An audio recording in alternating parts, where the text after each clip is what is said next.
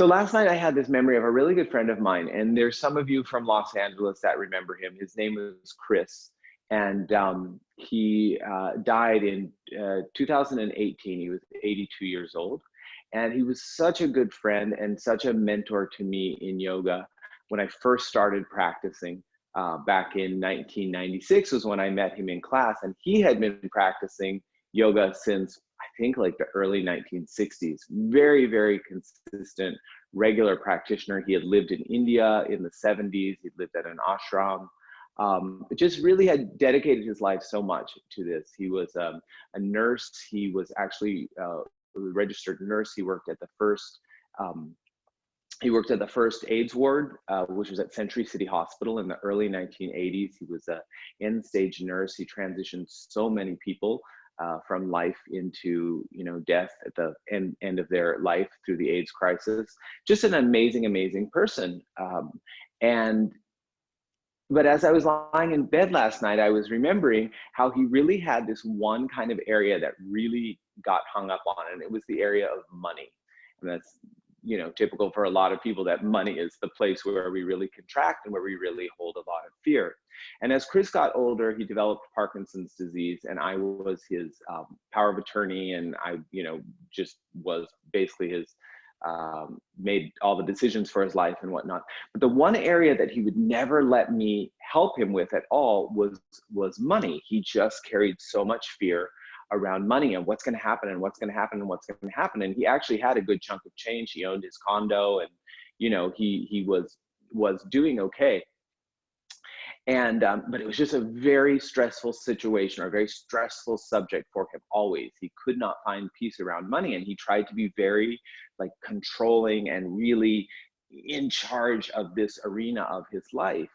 Well, long story short, he ended up in a residential care facility as he got older and as the Parkinson's got worse and he couldn't take care of himself. And then the big crash of 2008 came, and the money that he had at that point was all invested in the market. And in a matter of months, like so many people's, the money that he did have evaporated.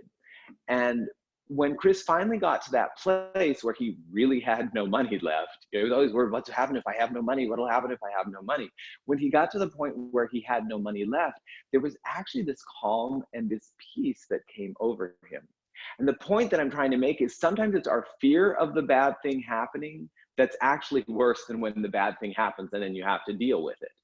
And we're kind of in one of those moments right now where for a lot of people, the thing that they feared is actually kind of come true. And what you might notice is that you're finding ways of coping with it that you didn't know that you had. You're accepting what is more than you were before. And if you're actually allowing yourself to just kind of accept and go with the flow of what's happening, you may find that you're actually becoming really receptive and open to other ways of being, to maybe other ways of income, or whatever it is for you. New inspiration can come when we actually let go of that control of the thing that we never really had control of anyways. If you live in Los Angeles, you know what it's like. You think you live on stable ground until the moment there's an earthquake, and all of a sudden it's like, whoa, this is a bunch of matchsticks. It's not really as stable as you think. Nothing is ever as stable as we think. So accepting that, and then accepting this basic premise that we're going to be okay. We're going to find our way. We're going to be okay. And I don't mean to sound like Pollyanna about it, but for Chris, it really was true.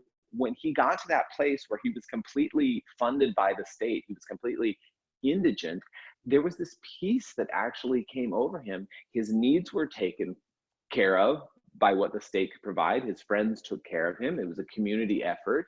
And he had a really beautiful end of stage and end of life and a beautiful transition.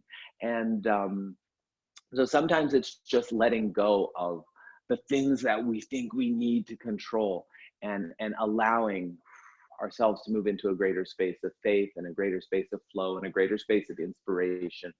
So that was kind of the memory that I had about Chris last night. And the last thing that I'll say about him is I would not be here teaching you if it weren't for him. He was just such an angel, and he opened so many doors for me. And when I was a young lad just starting out, he was so financially supportive to me. He would feed me and take me to dinner and make sure I did yoga classes. And I was a substitute school teacher, and he'd tell me, don't teach school today. Let's go to yoga instead. Don't worry, I'll take care of you. So, you know, he was just an absolute angel.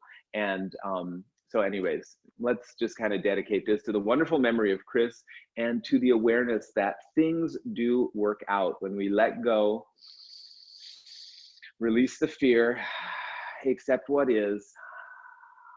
Things work out. Hands together at your heart.